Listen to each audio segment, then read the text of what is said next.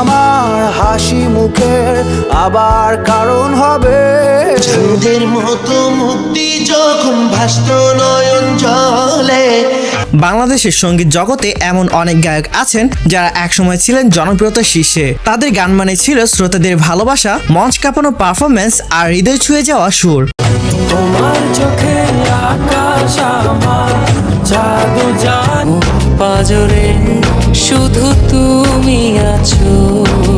কিন্তু আজ তারা অনেকেই আড়ালে রয়েছেন, তারা আর আগের মতো জনপ্রিয় গান তৈরি করতে পারছেন না। তো আজকের ভিডিওতে আমরা জানতে চলেছি বাংলাদেশের এমন কিছু গায়ক সম্পর্কে যারা একসময় ছিল জনপ্রিয়তার শীর্ষে কিন্তু বর্তমানে তাদের জনপ্রিয়তা নেই বললেই চলে। তাদের মধ্যে প্রথমেই রয়েছেন মিনার রহমান।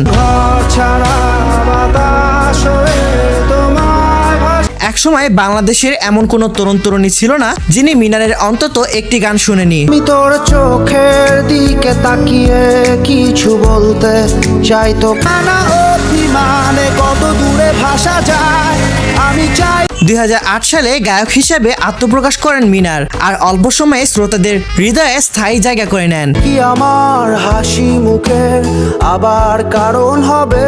তুমি আমার ডেকেছিলে এক মেঘে ঢাকা দিন। তার গানগুলো একটু শান্ত প্রকৃতির হয়, যা সহজে মানুষের পছন্দের তালিকায় জায়গা করে নেয়। অকারণে নিষেধে বা আমি কি দেখেছি হায় একলা পথে দাঁড়িয়ে। কিন্তু এখন তাকে আগের মতো দেখা যায় না, তিনি আর আগের মতো গান কন্টিনিউ করছেন না। এরপর আছেন লালসারি গান খ্যাত গায়ক সোহাগ। চাঁদের মতো মুক্তি যখন ভাসত নয়ন জলে। তবে ভালুকের বাসিলা স্বপ্ন কেন 2005 সাল থেকে 10 সালের দিকে তার ছিল স্বর্ণযুগ। সেই সময় সোহাগ ছিলেন হাজারো ছ্যাঁকা খাওয়া পোলাপানের ইমোশন।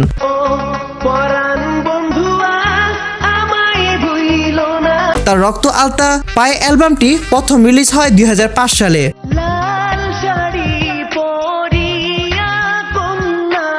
কিন্তু সেই সোহাগ আজ কোথায়? সোশ্যাল মিডিয়ায় তার কোনো অস্তিত্বই নেই। দিনের পর দিন যাচ্ছে কিন্তু তার কোনো নতুন গান আসছে না।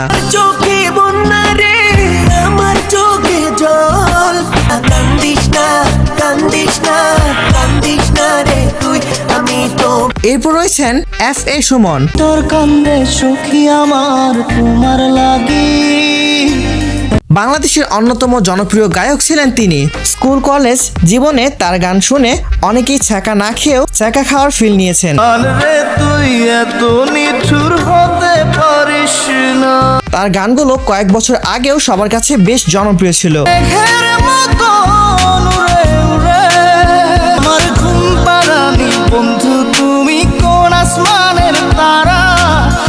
যদিও তিনি এখনো নিয়মিত গান করছেন, তবে তার গানগুলো আগের সেই জনপ্রিয়তা এখন আর দেখা যায় না। দূরে তোর বুকের ভেতর শখের বসে মুখ পাখি তোর প্রেমে মন মজাই আমি।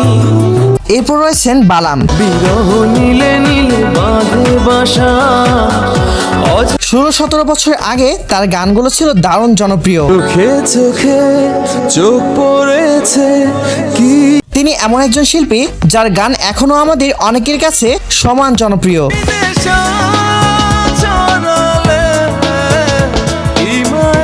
কষ্টের গান মানেই একসময় মনে পড়ে বালামের কথা। তবে শাকিব খানের প্রিয়তমা সিনেমার গান দিয়ে আবারও দারুণ কামব্যাক করেছেন। জানিয়ে দিলাম প্রিয়তমা।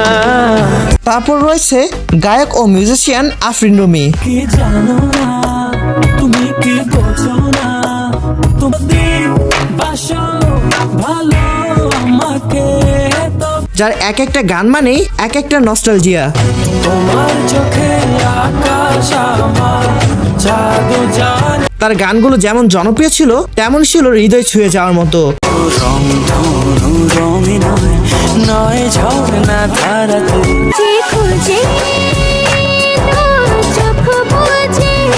তবে বর্তমানে তার গানের সংখ্যা অনেক কমে গেছে, আর গান এলেও সেগুলো জনপ্রিয়তা আগের মতো নেই। আমার ভালো। এরপর রয়েছেন হৃদয় খান।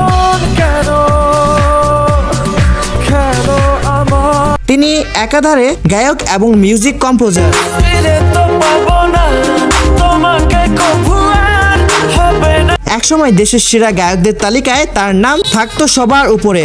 90 দশকের পোলাপান থেকে শুরু করে বর্তমান জেনারেশন সবার কাছে তার গান ছিল খুব প্রিয়। কিছু বোঝো আর মন বোঝো না, করে কিছু আর সেদিন। তবে দুঃখের বিষয় হলো হৃদয় খান এখন আর আগের মতো নিয়মিত হিট গান উপহার দিচ্ছেন না। তোরে বলি যত তুই চলে কারণ অকারণ এত করিস জ্বালাতো। এরপর রয়েছেন কাজী শুভ। পাজরে শুধু তুমি আছো, তিনি একজন অন্যতম জনপ্রিয় বাংলাদেশি কণ্ঠশিল্পী। চোখে রেখে চোখ মন মাঝে আসো না, সাত জন্মের তুমি কেন বোঝো না।